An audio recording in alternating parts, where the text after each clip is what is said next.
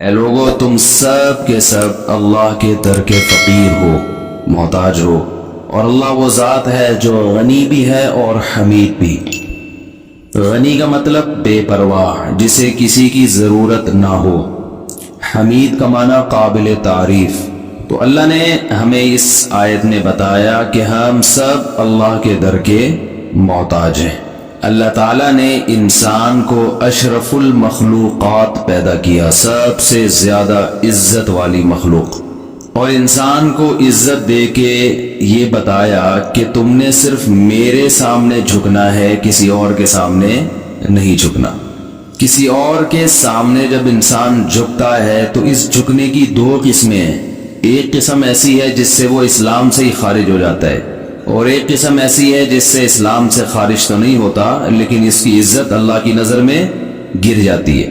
ایک جھکنا جس سے انسان اسلام سے ہی خارج ہو جاتا ہے وہ ہے ذلت اور کسی اور کے سامنے وہ انکساری جو عبادت کہلاتی ہے، یعنی کسی اور کی عبادت پہ آ جانا۔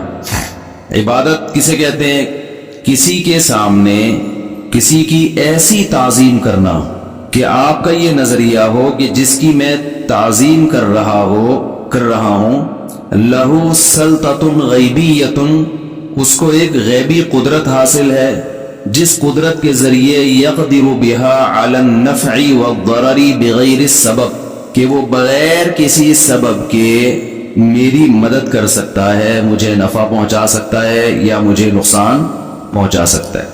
جب کسی کے بارے میں آپ کا یہ نظریہ ہوگا کہ یہ مجھے فائدہ پہنچا سکتا ہے اور نفع، اور یہ فائدہ اور نفع کسی لاجک کے تحت نہیں، ویسے ہی جب چاہے پہنچا سکتا ہے، اس جذبے کے ساتھ جب آپ کسی کی تعظیم کریں گے تو یہ تعظیم عبادت کہلائے گی، یہ اللہ کے علاوہ کسی اور کے لیے جائز نہیں ہے۔ سمجھ رہے کہ نہیں سمجھ رہے بھائی؟ یہ جو ہمیں کہا جاتا ہے کہ غیر اللہ کی عبادت شرک ہے، تو یہاں عبادت کا مطلب سمجھیں۔ عربی میں عبادت جو ہے نا، جو قرآن میں حدیث میں عربی میں عبادت مختلف معنوں میں یہ لفظ استعمال ہوتا ہے۔ غلامی، عبادت کا لفظی مطلب کیا ہے؟ غلامی۔ تو صرف غلام بننے سے آدمی شرک تھوڑی ہو جاتا ہے، مشرک تھوڑی ہو جاتا ہے کسی کا غلام بننے سے۔ غلامی تو جو کمپنی کے ملازم اپنے باس کی غلامی کر رہے ہوتے ہیں، خادم اپنے آقا کا غلام ہوتا ہے۔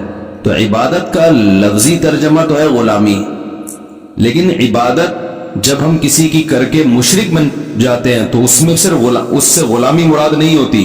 اصل میں آج کل نا توحید ہی کو ڈیفائن نہیں کیا جا رہا کہ توحید کہتے کس کو ہیں، شرک کسے کہتے ہیں، تو بڑے مسائل کھڑے ہو گئے ہیں معاشرے میں۔ بعض لوگوں نے ہر چیز کو شرک کہنا شروع کر دیا، کیونکہ توحید کا لفظ اس سے لوگ محبت کرتے ہیں تو انہوں نے فتوے جھاڑنا شروع کر دیے، جو بھی کسی کی تعظیم کرے گا اس کو کیا کہنا شروع کر دیا؟ مشرک۔ اور بعض لوگوں نے اتنی تعظیم شروع کر دی کہ مشرک بھی ہو گئے، مگر ان کا وضو بی بی تمیزہ کا وضو ہے۔ وہ توحید کی جتنی مرضی دھجیاں اڑا دیں ان کی توحید ٹوٹتی نہیں ہے۔ بی بی تمیزہ کا وضو سنا ہے؟ بی بی تمیزہ جو ہے وہ نماز نہیں پڑھتی تھی، تو مسجد کے قاری صاحب نے اس کو کہا نماز پڑھا کرو، اس نے کہا وضو نہیں آتی، تو انہوں نے کہا چلو وضو کا طریقہ میں تمہیں سکھا دیتا ہوں۔ تو بی بی تمیزہ کو مکمل وضو کرایا انہوں نے کہ ایسے کرتے ہیں، مکمل وضو کرا کے سفر پہ چلے گئے۔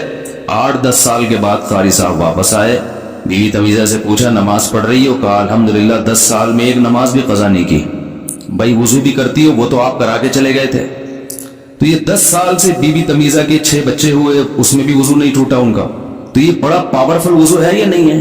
تو بعض لوگوں کی توحید اتنی پاورفل ہوتی ہے کہ وہ جو مرضی کرتے رہیں ان کی توحید ٹوٹتی نہیں ہے۔ یا رسول اللہ مدد بھی ہے، یا غوث اعظم بھی مدد، اور علی بھی مشکل کشا، اور فلاں بھی مشکل کشا، فلاں بھی حاجت روا، ساری دنیا سے مدد مانگیں گے اور یہ نظریہ رکھیں گے ہم جہاں بیٹھے ہیں جدھر سے نبی کو پکاریں، نبی ہماری پکار سنتے ہیں، ہماری پکار کا جواب دیتے ہیں، ہماری حاجت روائی کرتے ہیں۔ تو یہ اتنی پاورفل توحید ہے کہ یہ کچھ بھی کرتے رہو یہ توحید ان کی ٹوٹتی نہیں ہے۔ تو یہ اس سے تو بی بی تمیزہ کا وضو ہو گیا ہے۔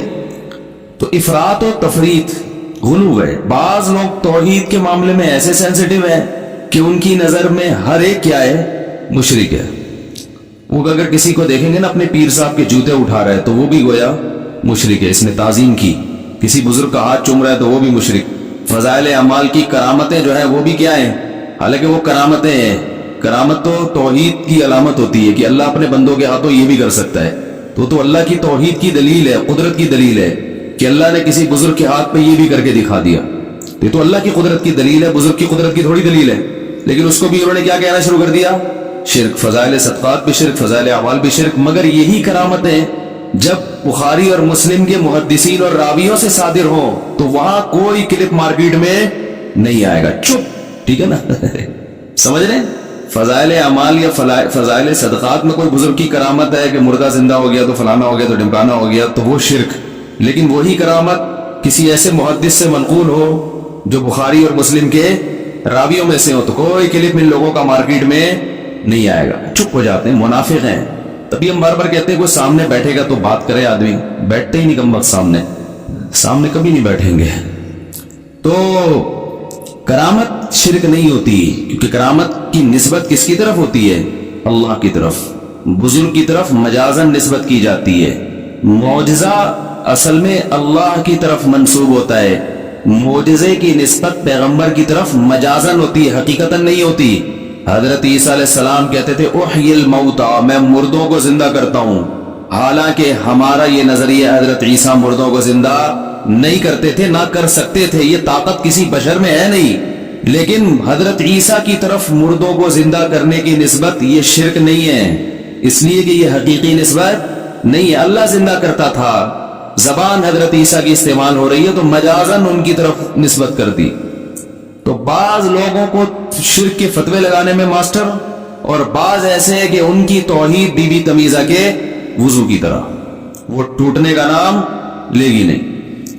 تو میں اصل میں یہ عرض کر رہا تھا کہ کون سی تعظیم ایسی ہے جو عبادت کہلاتی ہے اور جس کی وجہ سے انسان اسلام سے خارج ہو جاتا ہے.